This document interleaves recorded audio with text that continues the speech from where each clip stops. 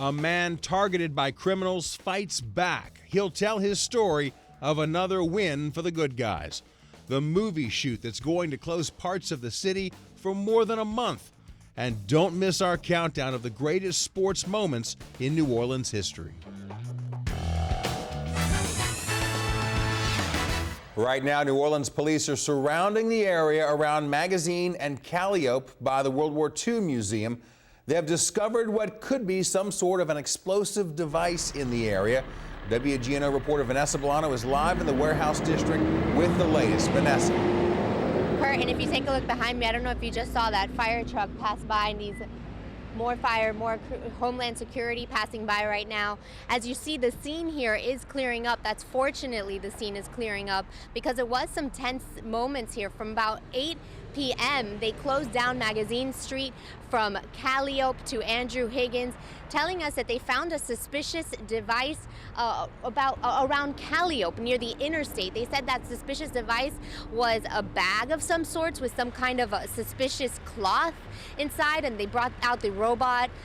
They checked the area. Now they told us they did not have to detonate anything. So I guess they were able to figure out that that was not anything that was threatening, nothing that needed to be detonated. But the entire time, the American sector was open, and couples inside, they did say they were very tense as they smelled some fire nearby. Stopped in to have a bite to eat after the lecture, and we smelled smoke, and we thought, oh, something's on fire. And but I learned that it might be a suspicious package. I'm not sure. So right now, everything back to normal. The street completely open, cars flowing, people on their bikes. Good news, especially after we've seen so many events across the nation. Kurt, reporting live from the CBD, Vanessa Bolano, WGNO News. All right, thank you, Vanessa. A robbery victim is being hailed as a hero by some of his uptown neighbors. Darian Trotter spoke to the man who pinned down his attacker until police arrived. At first, I was really just trying to protect myself, guard my face. Shock and disbelief are how Jake Kelston describes his initial reaction to last night's attack. He was completely caught off guard when two masked men jumped him on his front porch. One of them allegedly grabbed his laptop and ran, leaving the second man to deal with one angry victim. It didn't turn out well, police say, for 22-year-old Tyrone Johnson. I don't know if he was just a bad fighter or weak or dumb or, or slow, but he really couldn't hold his own. And it is not the first time in recent weeks that intended victims fought back.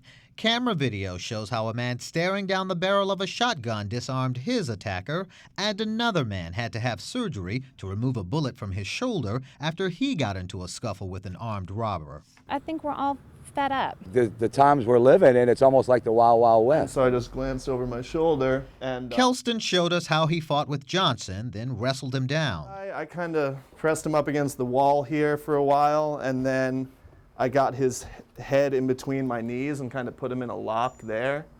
That couldn't have been easy to do, because I'm sure he didn't want to... He was trying to get away the whole time, I'm sure. His head was like right here, and I was standing on top of his arms. Until police arrived. I'm glad that it worked out for that guy in the French Quarter, and I'm especially glad that it worked out for our neighbor. I feel very fortunate that they didn't have any weapons on them. And tonight, officers are still searching for the one who got away. Meantime, as always, police discourage victims from taking the law into their own hands. Kurt, back to you. Darian Trotter reporting for us on another one for the good guys. Thank you, Darian. Tonight, it is sinking in just how deep recent cuts at Delgado will take effect. 115 faculty and staffers got pink slips. Vanessa Bolano has reaction from the people who could feel the cuts most now and down the road.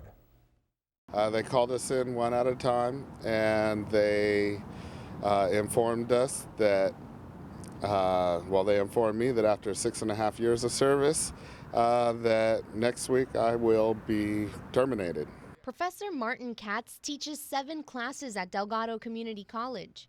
He spent 4 years here to get full-time status, and now he's finding out his hard work wasn't enough. It seems crazy. Katz is one of 115 faculty members and staff being cut effective June 3rd. Also eliminated are 15 degree and certificate programs, leaving students with limited options. I hate to say it, but it's sad, sad, sad. I'm a little shocked. That's all. I'm just in plain shock. If there's no teachers, then how are we going to go to school and get a bit better education? That's really a shame, because this is our future right here in the colleges. It's the second round of cuts this year, all in an effort to save millions and correct a budget deficit. Chancellor Monty Sullivan says today Delgado is primarily funded through tuition, not by the state. The student body needs to grow. But with word of more cuts, Professor Katz feels public education in Louisiana isn't worth it. I feel like Bobby Jindal is against education, definitely. And his cuts have really cut deep. And Professor Katz there says he's going to move out of Louisiana to find another teaching job. As for students here, the chancellor says those currently enrolled in an eliminated program will be given the opportunity to complete their studies. Tonight on the Wheel of Justice, Plaquemines Parish deputies are looking for the driver of a white Ford Expedition. They want to know who the man is in this video in the red shirt and the sunglasses on the left there. They say he stole a woman's purse Tuesday morning and used her credit card to try to make purchases at gas stations and convenience stores. Also on tonight's Wheel Report, take a look at the guy in the gray hoodie with the King Arthur beard there. The NOPD says he's wanted for armed robbery. They say he pulled a gun on a victim sitting in a car in the 100 block of Carondelet Street yesterday morning. Officers say he took $92 and tried to take the car, but he couldn't get it started. A nearby camera recorded the video. Finally, on tonight's Wheel Report, the Jefferson Parish Sheriff's Office says this man in this picture is wanted for robbing a Subway restaurant in February. Deputies say the man implied he had a gun and demanded money. The Sheriff's Office says he took the money from the store on Jefferson Highway and ran away.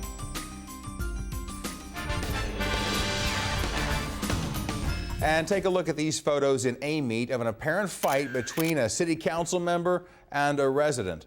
According to Action News 17, it took 4 people to separate Councilman Jonathan Foster and the other man. The dispute may have centered around allowing cars on people's property. Jodi Arias is all but asking for the death penalty. This afternoon, jurors found her guilty of murder. They'll return to court tomorrow to decide if Arias is eligible for the death penalty. Throughout her trial, she changed her story about the death of her boyfriend, Travis Alexander.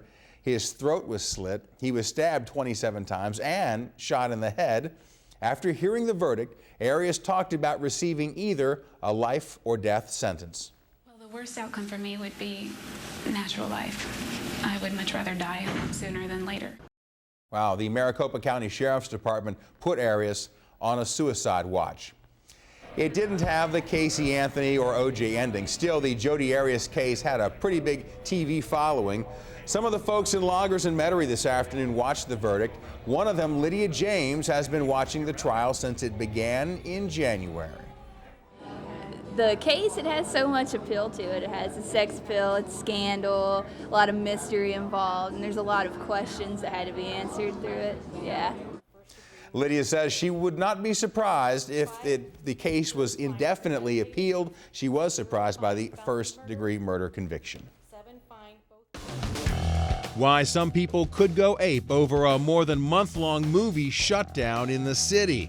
A warning for women about going too long with their lashes. And one of the greatest moments in New Orleans sports history. Don't miss our countdown. And it's time for tonight's Facebook fan shoutouts. David Baker, Dawn Armstrong, and Gracie D'Antoni. What's going on? All right, had another day in the 80s with some beautiful sunshine, but some changes are on the way. We'll talk about that coming up.